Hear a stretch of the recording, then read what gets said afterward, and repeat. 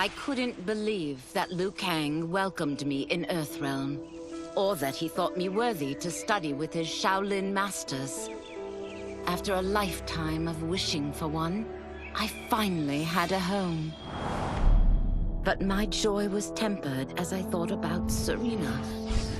My shadow sister was still under Quan Chi's yoke, and she deserved a life free of him as much, if not more, than I. Quan Chi and my other sisters proved tenacious, but they were no match for my blade. I snatched Serena from them.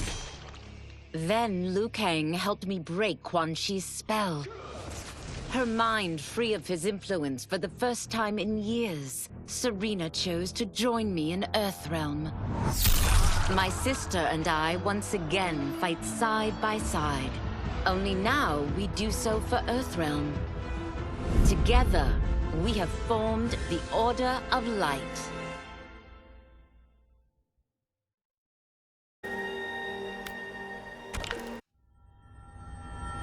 While the regime had changed, little else had. My people still suffered in silence, ignored by the rest of Outworld. Though now I knew Empress Melina's secret, that she was also afflicted with Tarkat. If anyone would help, it would be her. But how to get an audience?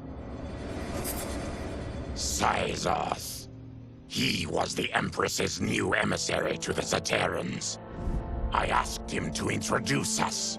At great personal risk, he agreed. And as I'd prayed, the Empress was willing to meet. Even better, she would visit the colony. She was shocked to see how we lived. She moved quickly to provide for our care and comfort. Thanks to the Empress and Syzoth, we Tarkatans are no longer pariahs. Until our disease can be cured, that will do.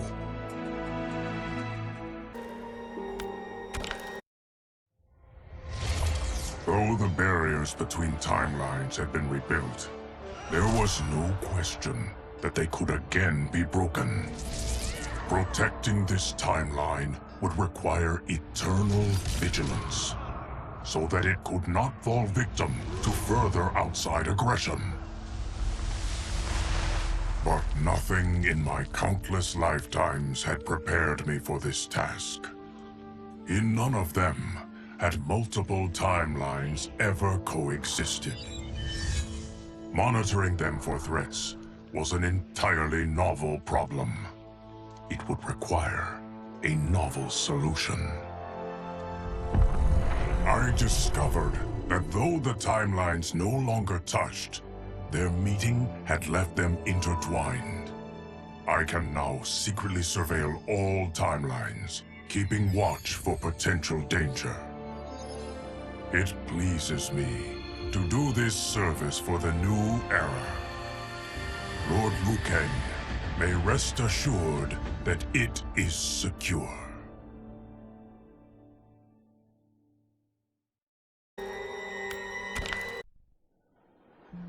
Quan Chi's defeat had cost me everything. For months I had furthered his plot, and now I had to start over. Saito's people were still in chains.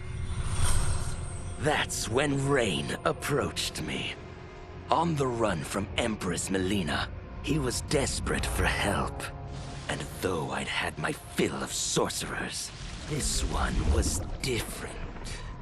I agreed to provide him safe haven. He agreed to help topple Saito's government. And topple it we did. Rain summoned a wave so vast, so powerful, that it crushed the capital. Saito's fascist rulers were swept away. My people are finally free. They can chart their own course, needing only to follow their own desires. Their lives are now blessed by anarchy.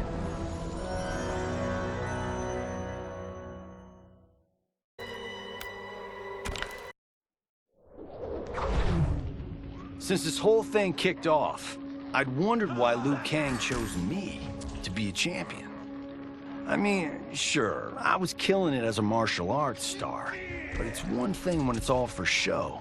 It's different when you're playing for keeps. Then Liu Kang let me in on his master plan. He wanted the masses to know about the world beyond them, the one filled with gods and monsters, and he wanted me to tell them about it. But I knew revealing the truth all at once would be too shocking of a plot twist for most. That's why I pitched doing a bunch of stories, to slowly get people used to it. And if there's one thing I can do, besides kick ass in combat, it's build a cinematic universe. I'm serving up movies, streaming series, games, you name it. I like that I'm doing a public service. And it doesn't hurt that I'm making more than a few bucks. It's the kind of synergy that would make any studio mogul proud.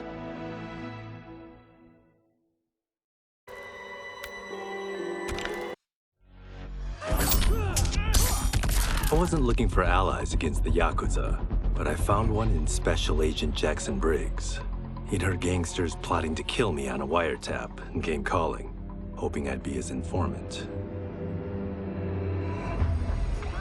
We planned to part ways when we got the job done. But then, Shang Tsung showed up to steal Sento.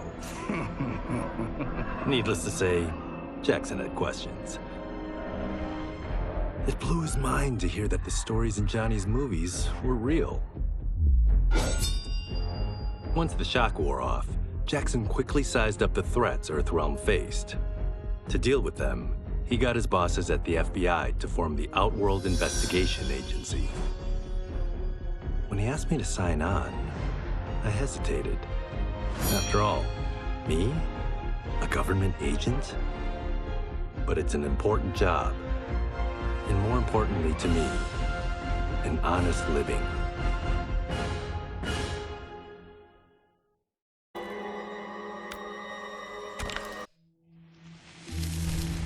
General Shao's revolt left Outworld's armies in tatters. We were vulnerable to enemies both foreign and domestic. That's why my sister asked me to take command, to stitch her military back together and purge Shao's loyalists within it. She trusted only me with the task. The soldiers, however, had little faith. They thought me a spoiled dilettante, unprepared and unfit to serve. That I could fight mattered little. All that mattered was that I wasn't one of them. I finally earned their loyalty by orchestrating an epic victory over Shao and his rebels. Though the general himself escaped, his forces were smashed. For as long as I am able, I will lead the Empress's armies in defense of Outworld. Through strength, we will achieve peace.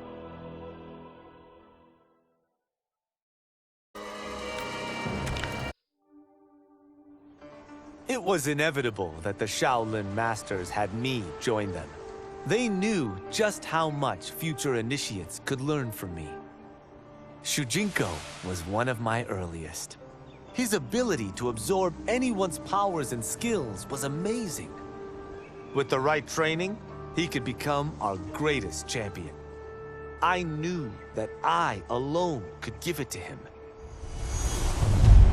But as his proficiency grew, so did his ego. In love with himself and his power, Shujinko became a threat to the realms. He hadn't learned humility, because I wasn't the one who could teach it. I should have listened to Raiden's warning and not tried to train Shujinko alone. After he was subdued, Shujinko's accumulated abilities and memories were taken from him. He is once again a new initiate, ready to begin his training. This time, Raiden and I trained Shujinko together.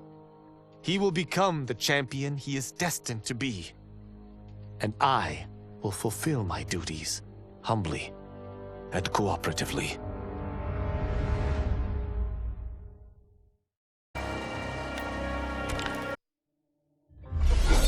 As her reign began, Empress Melina faced many challenges. To meet them, she turned to the people she trusted. Her sister to lead her army, and me to lead her Imperial police. Though I missed Empress Sindel dearly, I was glad my ties with her family had been mended. But while it was an honor to be made responsible for Outworld's internal security, I soon realized accepting the appointment was a mistake. I'm not cut out to be a bureaucrat, nor am I patient enough to navigate the Imperial Court's politics. I was at my best patrolling Sundo's streets, when I could feel the city's pulse and serve and protect its citizens directly. That's why I resigned my post and resumed my role as Sundo's first constable. I end each day knowing I've made a difference.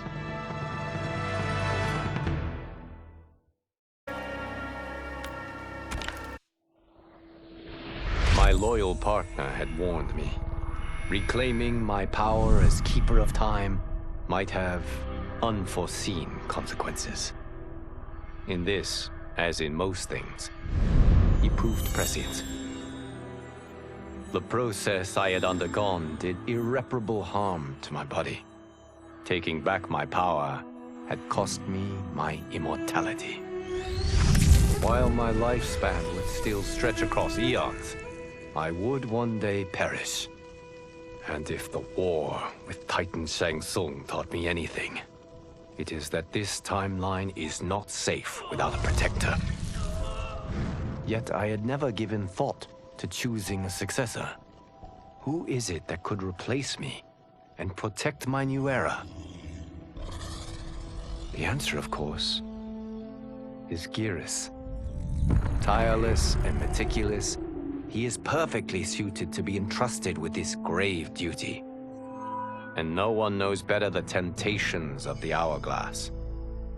I have no doubt he will be above them.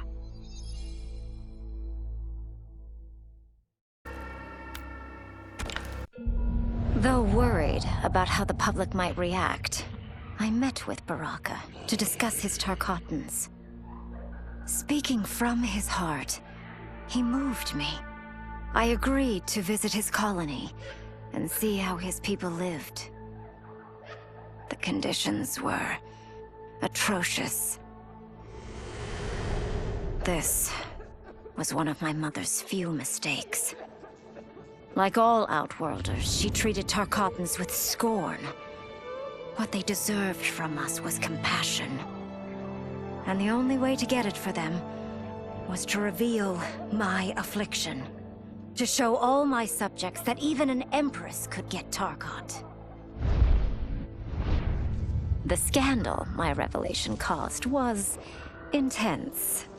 But with the help of Kitana and Tanya, I emerged from it a stronger empress than ever. My honesty, empathy, and resolve won over my remaining doubters. There is no longer any question that I am fit to lead the Empire.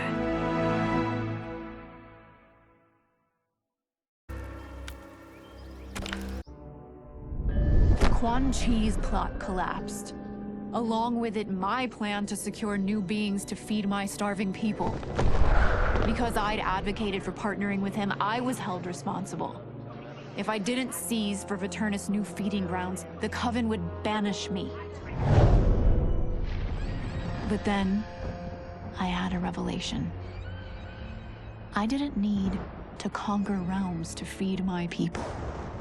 I simply needed to capture enough beings to breed them. Once they multiply, Viternus will have a limitless, renewable source of food. And I only need a few thousand to start. A number so small compared to the billions in the realms that no one will notice as people go missing. but it will be more than enough to establish our breeding stock and feed a ravenous Veternus.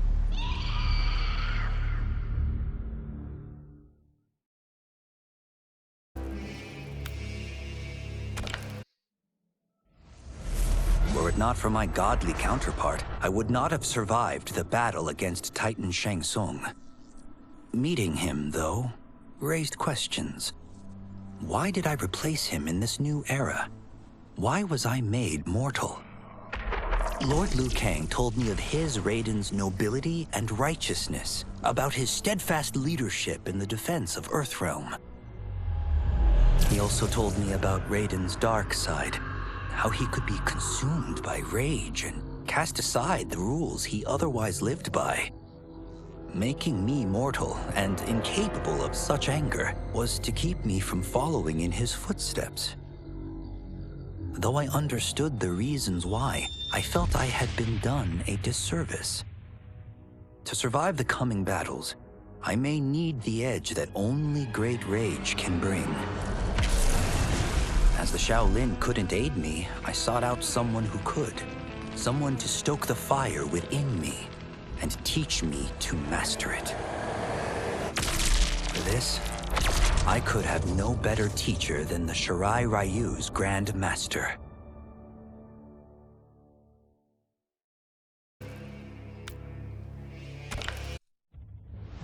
To elude capture by Empress Melina, I joined Havoc's crusade in Sido. There, I summoned more magic than I thought possible, and drowned out the old regime. Havoc's longed-for anarchy had been achieved. He was more than satisfied. But I was left empty and broken. Had I been satisfied as Outworld's High Mage, not let myself be tempted by Shang Tsung, a great city would not now lay in ruins. I've caused devastation, ended thousands of lives, all because of my blind ambition. I've betrayed my oath, my sovereign, and my realm. These high crimes merit punishment, and I'll accept whatever the Empress gives me. My only ambition now is to one day be forgiven.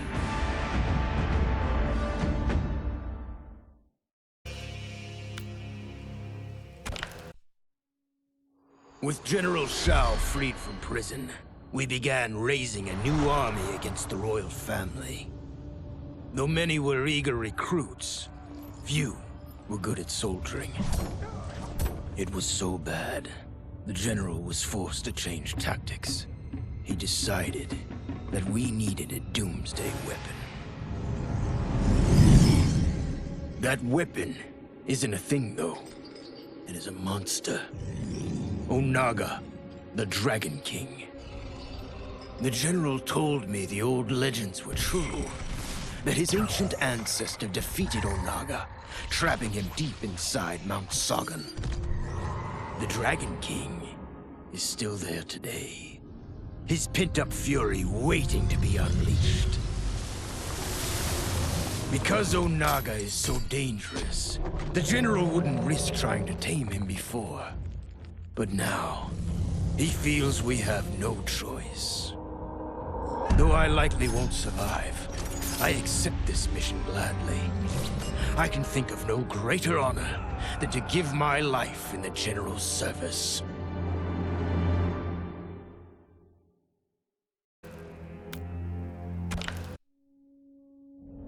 After fleeing Outworld, I hadn't expected to return. But then, I also hadn't expected the new Empress to make me an offer I couldn't refuse. To thank me for helping stop General Shao's rebellion, she asked me to be her emissary to the Zaterrans. Going home, bearing the seal of the royal house, I would show, once and for all, that my mutation wasn't to be feared. That it wasn't a source of shame. To my surprise, I was welcomed. But those warm smiles hid a dark secret. I stumbled upon a trove of official records, which showed that my shape-shifting ability isn't unique. Many Zaterrans are born with it, but are killed by their government to keep it from spreading. Who started this barbaric policy? Who is now enforcing it is unknown. But I will find out, and I will put an end to this madness.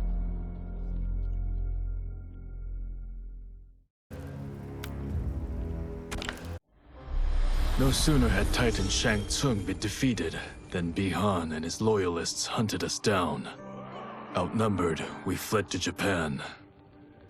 There, we sought refuge from an old family friend. As children, we played together. But Harumi Shirai was a woman now, the head of her clan.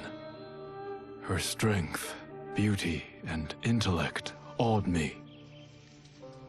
Also incensed by Bihan's betrayal, Harumi agreed to help me forge a new clan, one that would stand against him and defend Earthrealm. Her aid proved invaluable, and as time went on, we grew closer. To honor Harumi and pay respects to my new bride, I named the clan after her, calling it the Shirai Ryu. Now the battle against my brother begins in earnest. The Shirai Ryu won't rest until Bihan is defeated and the Lin Kuei's honor restored.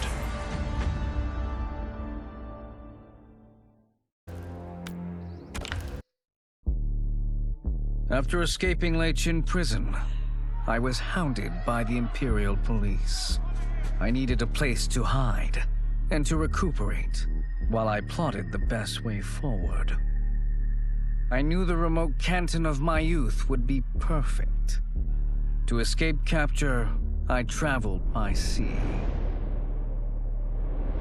Little did I know that a gargantuan storm was brewing. My tiny craft was smashed apart. I closed my eyes, waiting to drown, hoping that the Netherrealm wouldn't claim my soul. But when I reopened them, I found myself not in hell, but on a deserted island. From its ruins, I could tell that great sorcerers had once lived there. In the caves beneath the ruins, I found what I can only describe as a well of souls. Once I learn how to wield its power, I will become invincible.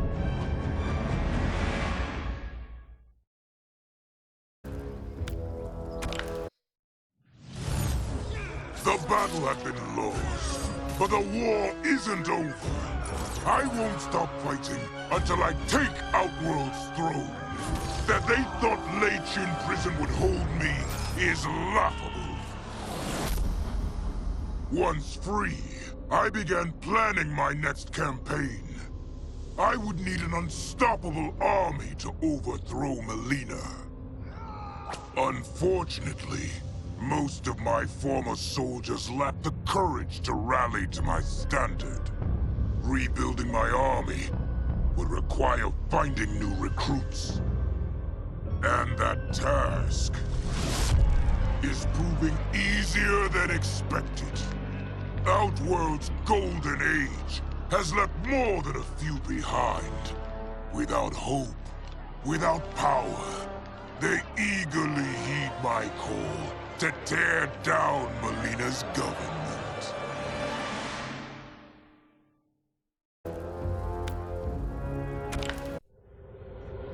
As the darkness enveloped me, I took a long last look at my family.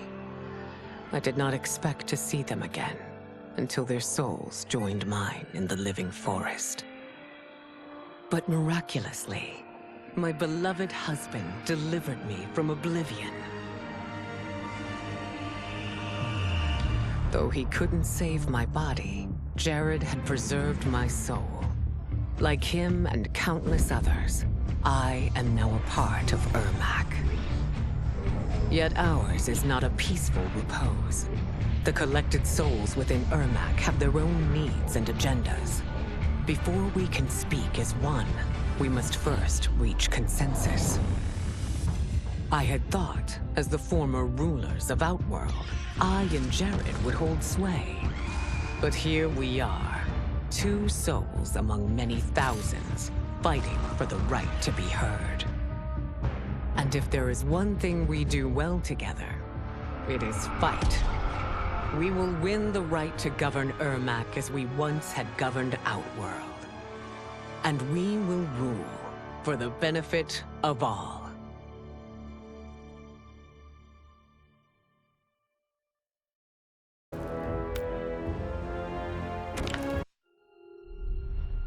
Kuai Liang and I were working hard to build our new clan. But even with the help of his close friend Harumi, it was difficult. The biggest problem was finding the right initiates.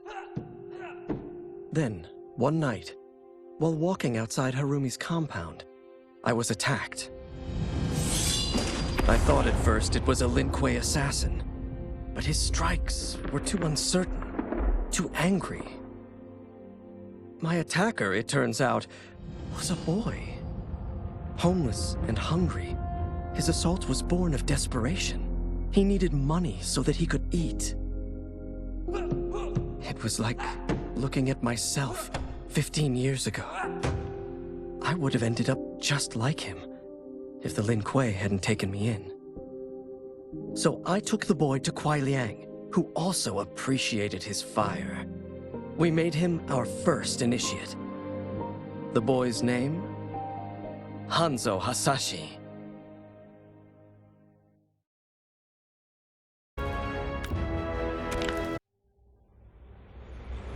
I had broken the Lin Kuei free of Liu Kang's enslavement. We were now masters of our destiny, and could take our place among Earthrealm's great nations. But taking and holding territory would require a vast army. I needed more fighters to make our presence felt. Then I recalled Shang Tsung's dragon warriors. An army of them would be unstoppable. But trafficking in such strong magic would surely draw Liu Kang's attention. Sector advised that we avoid detection by building our army using science, not sorcery. We've invested much into this endeavor, and we are beginning to see results. Once again proving the depths of Sector's genius. When we are done, all of Earthrealm will honor our desires and heed our demands. If not, they will face the Lin Kuei's wrath.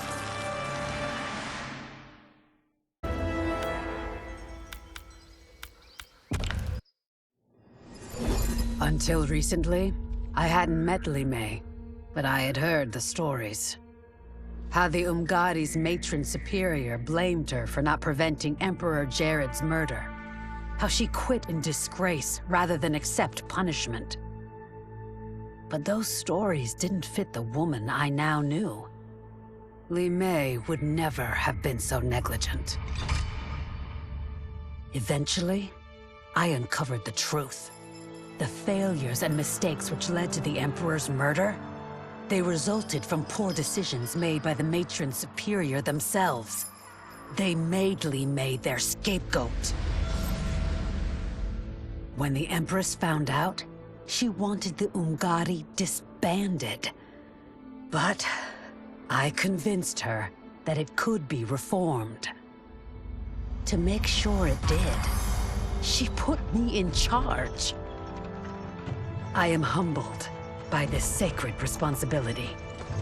The Umgadi, my sisters, they are my life. I will not let them be brought down by the acts of a selfish few.